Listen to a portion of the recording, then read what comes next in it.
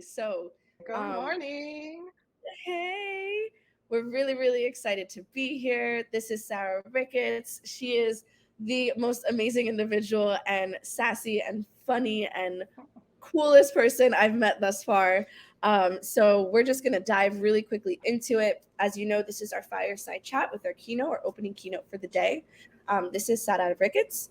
She is a Latina leader with 15 years of experience in business technology and digital transformation across financial services, travel, software, and the software industries. In her current role as a director of business solutions at Intuit, she leads a team focused on MailChimp's customer-facing team's tech stack. As a mother and grandmother, let me just repeat that because that's wild. Look at the youngness, look at the skin glowing. I love it. Sorry, let me refocus. But as a mother and grandmother, she takes her personal time seriously, and an example of that is completing 3 degrees in 4 years, all while working full time and taking care of her growing family. So without further ado, I'm just gonna sit back for 2 more seconds. Sara, please feel free to add in any other thing that you want to. Hey, good morning. Good morning. How's everyone doing? Oh my gosh, I want to meet her. Alexis, intro, please. Intro. Thank you, everyone, for joining us. I'm so excited to be here. I think being a part of our own community and really highlighting the things that are possible is so important. So I'm looking forward to this talk and just making sure that everybody understands that by the end of this, everyone belongs. And so it's really important to realize that we have to unveil ourselves and be part of our community and really know that the mesa is not for anyone that doesn't look like us, but the mesa is for all of us. Period. Right? We always need our seats at the table, whether that's creating our own or whatever the case. So love that. All We are day. going right. We're gonna dive right in. First question. So, can you talk about your experience leading up to where you are right now at this stage in your life? Oh my gosh, so much has happened. Let's just talk about the fact that I'm just a little Puerto Rican girl, a little Boricua that grew up in a really small city in Massachusetts, born and raised in Western Massachusetts. So if anyone's out online checking in, let me know where you're from because I really want to understand it. But my community was different. I was born in Springfield, Massachusetts, raised in a really small city called Holyoke. And what's fascinating as I look back, and even when I go back home to visit, I realize just how small it is, but how big it felt at that point in time. And the fact that my community around me looked like me, they sounded like me. But the fascinating part was when I was going to school and in the working community, they didn't all look and sound like me. And so that dynamic of understanding culturally that we stay amongst each other because it's a comfort. A huge population of Puerto Ricans live in that region. So as many of you know, as Puerto Rico became part of the United States, it opened up the door for a lot of our community to come to the United States. And we are sprinkled everywhere, but for some strange reason, that region is highly populated. And when I say that region, I'm talking about the Northeast, right? So if you go to New York, you go to Jersey, you go to Pennsylvania, you go to Rhode Island, you're going to find a huge population of Puerto Ricans.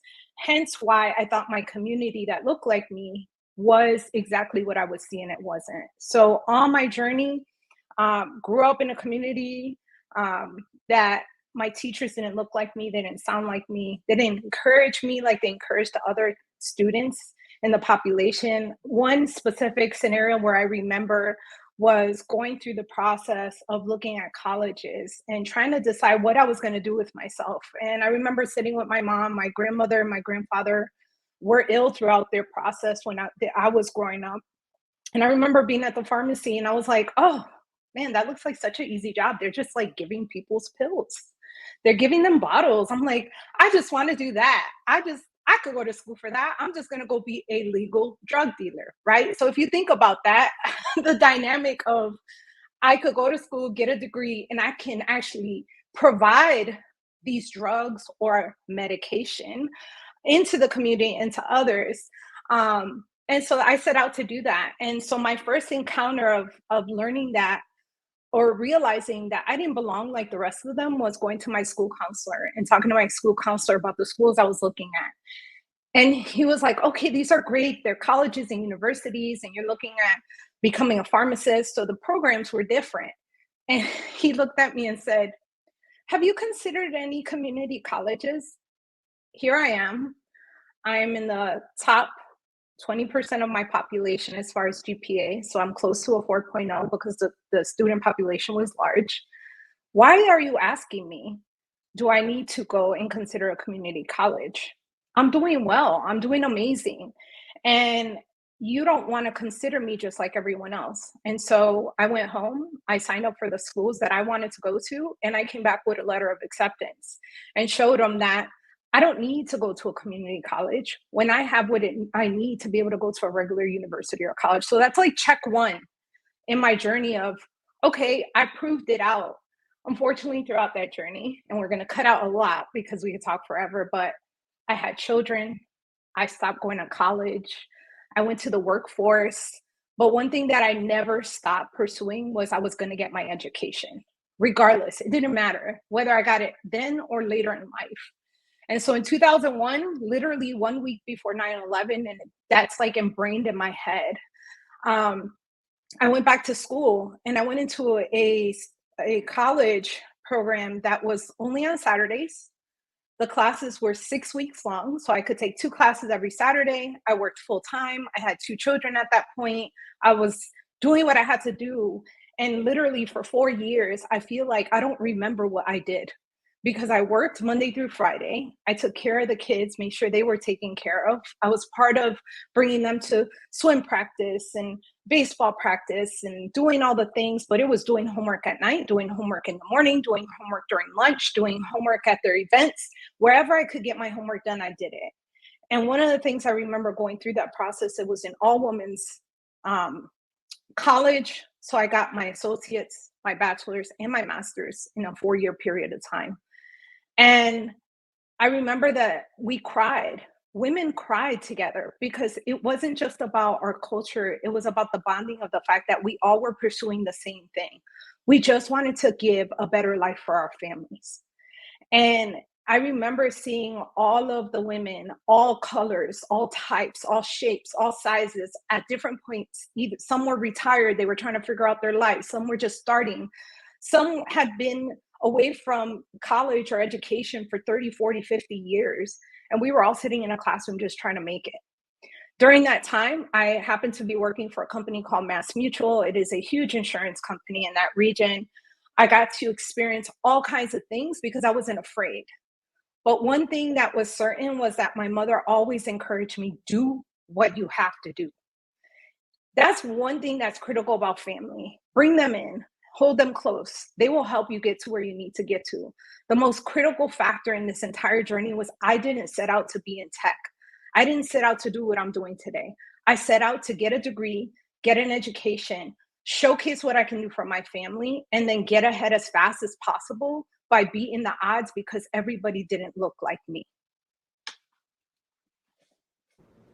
Oh my gosh, I'm sweating out here. I don't know if it's the tea. I don't know if it's what you're saying, but wow. Seriously, no, that's amazing because it comes to these points where, you have such a great village, right, to support you in this and encourage you, like your mom, for example. So that's really, really great to hear. And this is just a fun fact of the day. There's a show on Netflix called Blue Zones.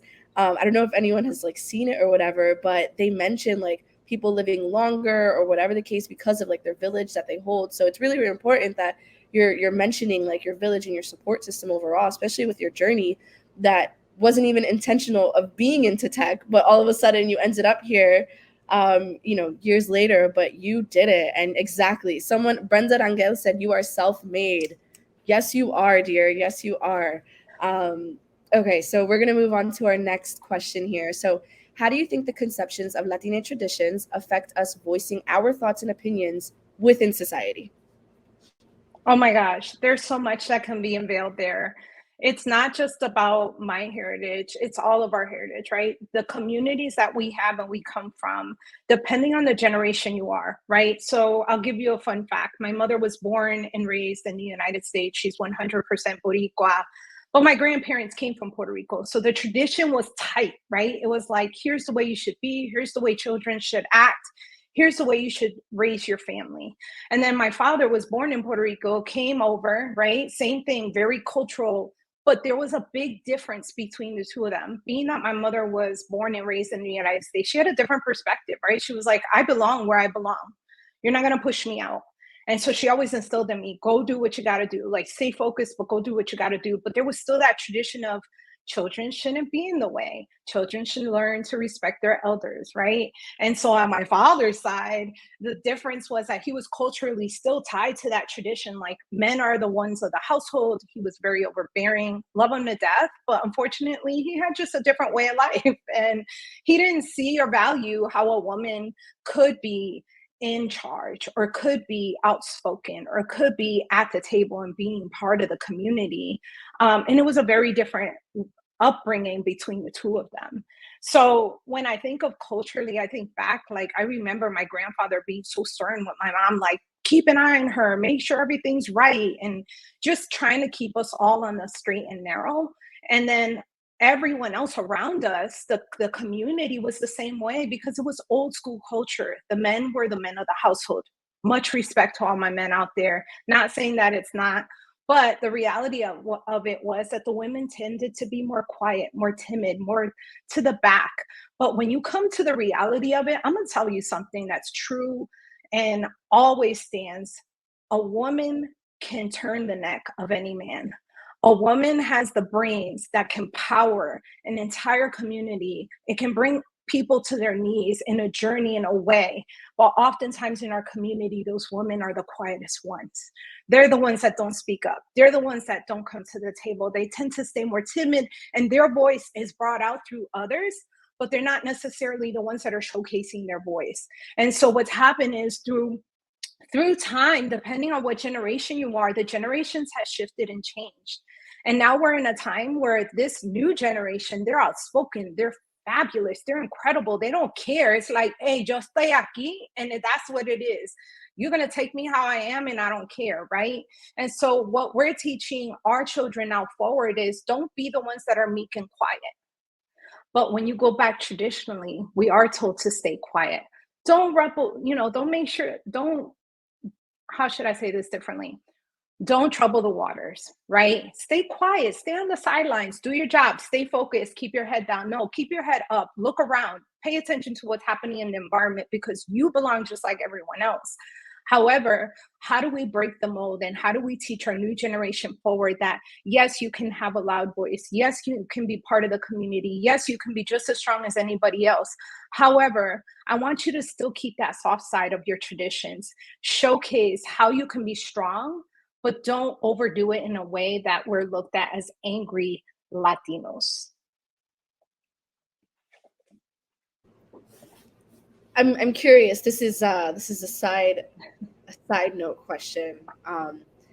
How do you avoid that microaggression, right? Like, because I love what you're saying, but I personally, like, I do struggle coming off as not the spicy or angry Latina or whatever other microaggression there is out there. So like, I love that you're saying showcase your strength, but not to a point where you come off this way. So any two quick side tips on how to do that? Yeah, for sure. I think number one is, and what's most new to our lifestyles now is it's okay to showcase that you're passionate.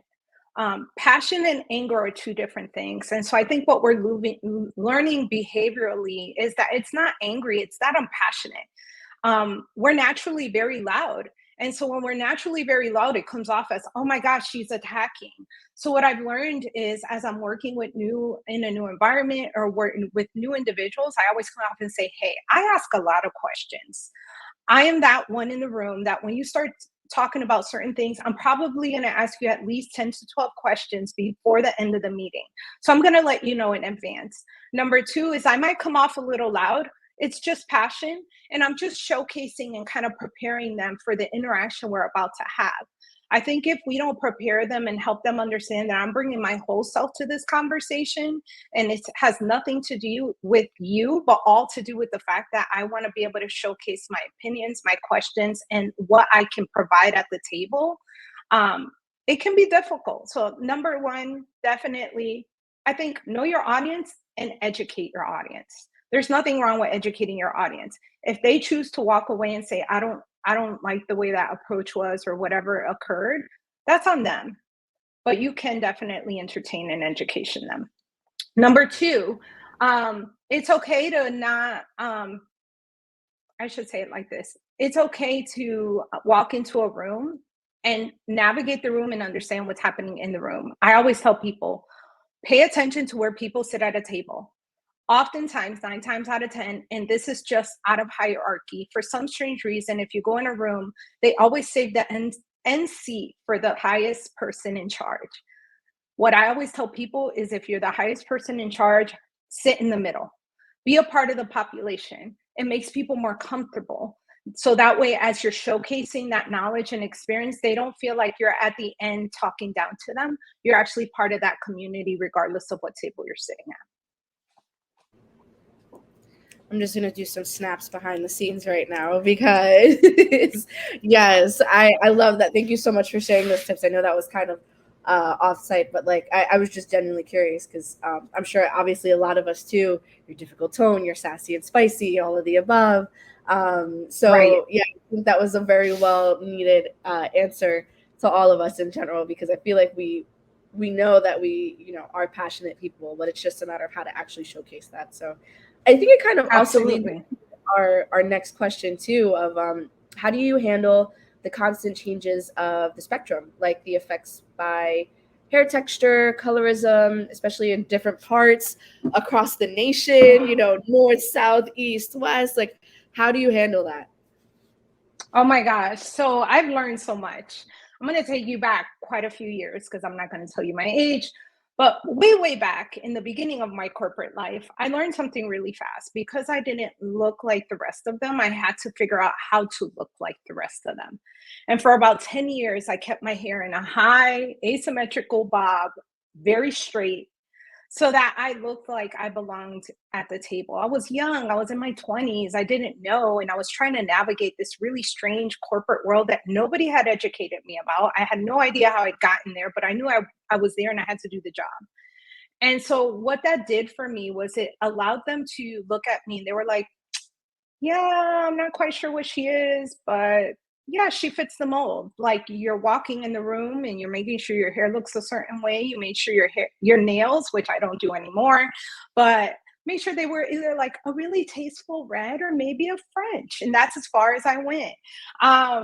But colorism in hair is such a huge part of what happens regardless of where you are working and what part of the country it is, but it is very different depending on where you are, and it is the craziest thing you will ever learn. So let's talk about the Northeast, right? So like I said, I grew up in the Northeast.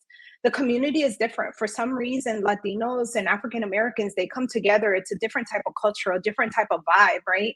And so if you show up with curly hair, there's no question, right? If you show up with straight hair, there's no question. If you show up in a hoodie and a pair of sweatpants and your kicks, it doesn't matter. You just belong there. But when you start to navigate outside of that community, it is very different.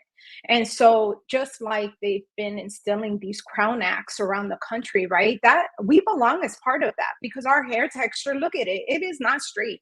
And if you think it's not professional, then shame on you. I'm gonna wear it the way I want to wear it now. I didn't know that earlier in my career. Go to the South. So I'm currently located in Atlanta, Georgia. Very, very different community. Oh my gosh, when I got down here, I was like, where's my bodegas? I can't find my food, number one. Number two, that they don't look like me. Where are all the folks? And by then I had gotten comfortable with the way I looked. I had gotten comfortable with the curly hair. But I was being put into a community that I didn't understand. Culturally, here the lines of division when it comes to colorism are different. It is 2023 and it is still happening, folks. It is the reality of it. However, you can navigate it, right? Um, but we have to learn to navigate what that looks like. So it was always like, hey, what are you? Are you are you half white, half black? And I was like, no. Well, you're not Mexican. No, I'm not. And I'd be like, I'm Puerto Rican. Oh, and I would get the face. But your English is good. Oh, that is a plucker for me. That's another conversation for another time. But just being able to be myself and not be concerned. The South is a whole different thing, and I've learned to navigate like how people talk to you. Why do they talk to you? How do they approach you? And then don't go into the Midwest. Oh my gosh, anybody out here from the Midwest? Because my goodness, that's a whole different way of life, and it's even harder to navigate there. But it's the same type of thought process. Colorism exists. And then let's go to Cali. My youngest is currently at UC San Diego, and we're learning all about the fact that they don't have folks on her campus that look like her, and the population is very different. And we're navigating the same thing, but in the opposite direction. They're like, "Oh, you guys aren't Mexican? Are you from South America?" And we're like, "No, we're Puerto Rican." "Oh, and you're out here?" And I'm like, wow. So it's such a difference depending on where you are, depending on the color of your skin, depending on the texture of your hair. Within our own community, colorism exists. And I don't think anybody understands the power of how we have to navigate that and come to the reality that we have to figure out a way how to get that out of people's minds and realize that we're just people, and take me for what I am, and look at my skill and my experience and my knowledge, and don't be concerned with the outward. But I'm not going to change the way I look or how I act or how I present myself at any table to make anybody else feel comfortable. Wow, that was so great. It's too true, right? Like everything you're saying, and even though you were talking about your experience in the South, like there's been times where I know people that in the North have to even bring out things such as the Crown Act in New Jersey. That's insanity. Like, what time are we in? It's nuts. It's so wild. It's so wild. So we're gonna get down to we're just about at time, but we're gonna get down to our last question just because it's our fun fact question, and I love asking our fun fact questions. So since you have a great relationship with your family, you're a whole mom and a whole grandma. I'm gonna always repeat that every time because wow, okay. Like, what's your favorite thing to drink when you're at family gatherings, whether it's alcoholic or non-alcoholic? Oh my gosh. I know everyone's probably like, oh, she's going to say coquito. And I'm like, no, I'm not. I do love coquito. Non-alcoholic coquito would be wonderful. But why don't we talk about one thing that just is so near and dear to me? Like, I think about it and it's hard to recreate because it's part of why I love it so much. So growing up in the community and growing up with my family, I remember like even my grandmother making hot chocolate. This sounds insane, right? Hot chocolate. How many of you know about hot chocolate and just a small piece of queso at the bottom of that cup? It is amazing. Like to be able to go back and think about watching my grandmother, who, by the way, love her dearly. She passed in her early 50s, many, many years ago. But she only had really one side of her body function because she was partially paralyzed. So I remember her guayando chocolate with a knife. Not even like a thing to do it like as far as just making it easy, but just making it from scratch, putting it in the pot, making that like that memory is so near and dear to me. And then going to like my father's side, my aunts, they still do it. They're very traditional and they do this when we get together. They'll be like, okay, hot chocolate or café, quien quiere?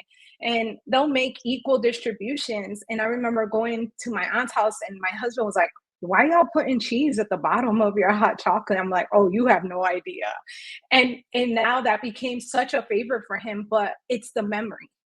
It's the memory that's instilled in our brains with regards to who it's attached to, what occurred.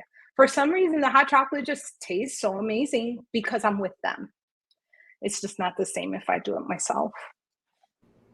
Oh, I love that. So now we know Sara's love language is quality time.